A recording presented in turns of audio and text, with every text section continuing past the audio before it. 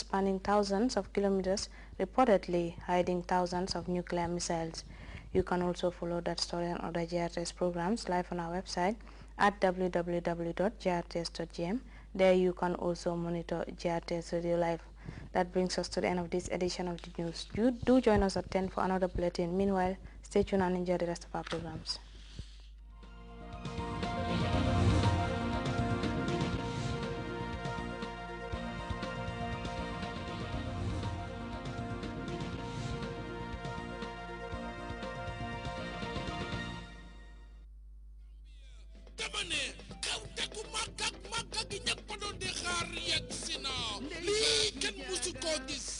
ngir musu fee am Gambia Civil Aviation Authority ñoo oote musu ñoo oote bu leet ñu ngee door a oote suñ ootee nag yëpp ay neex.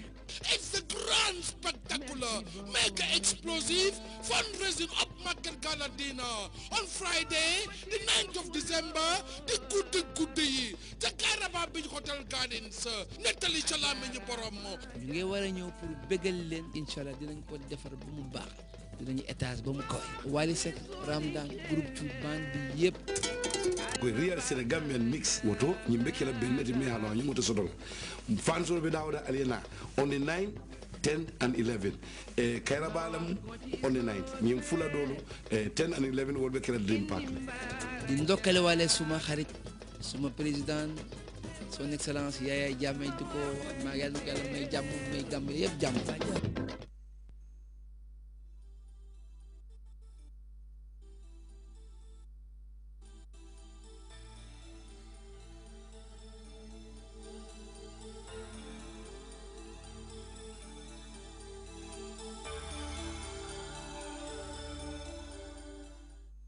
The key to a prosperous Gambia is in the hands of the young generation.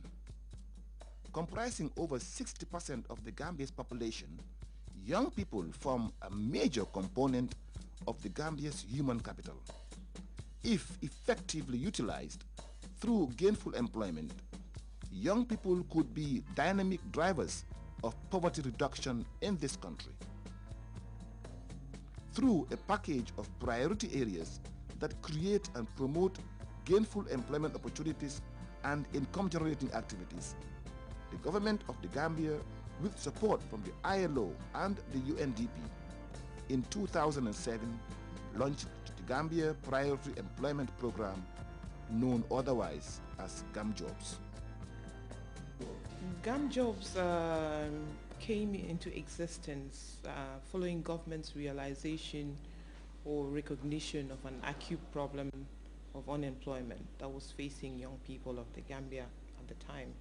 And of course, this was motivating them to take rash decisions to travel to Spain, especially, and to other parts of Europe on board rickety boats in the high seas in search of greener pastures.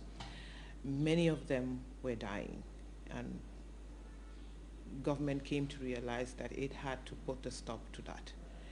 And in an attempt to curb the outflow of young lives perishing in the high seas, government, in collaboration with the UNDP, the government of the Kingdom of Spain, and of course with technical support from the ILO, came up with GAM Jobs, which is known as the Gambia Priority Employment Program.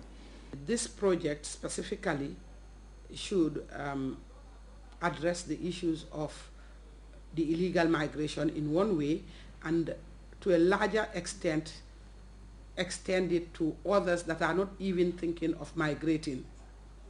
Well, in fact, we are assisting the Gambia because, geographically speaking, we are neighbors. All the west coast of Africa is very close to our Canary Islands, so we are really interested in having good relationship with all the countries in the area. It is also important to know that if we want to promote peace, stability, democracy, we also need to promote development. And that's the reason why we have started a cooperation program in this country. We are just starting because our cooperation programs in this country started just 2-3 years ago. In this moment, we have already created quite an important technical school We are also working in a hotel school for developing the capacity, for the touristic capacities of this country. And we are also investing about 2.5 million in the GAMJobs program. Once this project began, UNDP also tried to match Spanish funds with its own regional funding and to make available its own knowledge network, its good offices and its contacts to make sure that there's a sustained support. But it's more than that. It's also the continued hope that the political will continues to be there, that the ownership is there, that government takes it over. We work very closely with the Ministry of Youth and Women's Affairs because they have their own programs. So these interventions are also derived from the priorities that they have already, as a subsector, determined as priority areas of intervention, but lack funding for various reasons. When we signed the Memorandum of Understanding with our particular partner, we do indicate what we expect to see at the end of the project. And for instance, let's say one of them would be to ensure that in creating employment opportunities, or before or in the process of creating employment opportunities, we have trained a particular group of men that would work in that area once they graduate. So obviously the training aspect is one issue which we monitor, and of course setting them up once they finish, putting them up into a business or where they form their own business and we give them the funding to operationalize that business.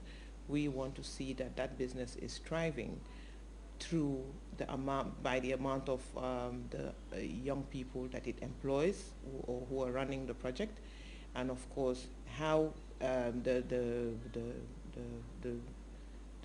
revenue they gain or the proceeds they get from that project goes back to the project, but also is plowed back into the community to service that community and help them develop. Usually we do start by receiving proposals, from partner institutions. We are yet to start receiving proposals from individuals or groups directly. Therefore, we refer them to key partners like the Women's Bureau, NEDI, NYSS, and the like. And upon receiving these proposals, it is then reviewed at our end here at the Program Management Unit together with the coordinator. And thereafter, we do, give a summary of those proposals we deem to be, relevant, worth actually looking into, and then prepare, a schedule for the program steering committee. That's the board, and that's where these ones are made actually. These proposals are then tabled at the PSC, and some are approved, some are not. So these are the things that we mainly look for. It has to target the women or the youth. It has to be for employment creation. And one key thing that we also look for is sustainability.